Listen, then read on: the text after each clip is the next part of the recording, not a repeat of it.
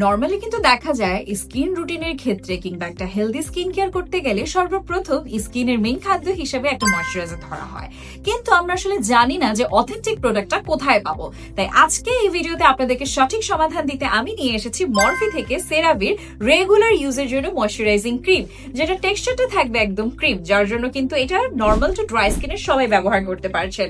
এখানে 3 ধরনের essential ceramides থাকার কারণে আপনার স্কিনটাকে ভেতর থেকে মাইল্ড করবে।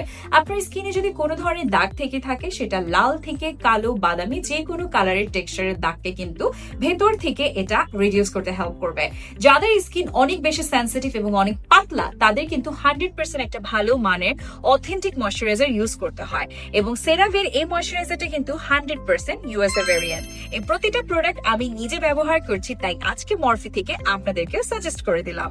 অর্ডার করতে এখনই ইনবক্স করুন মরফিতে।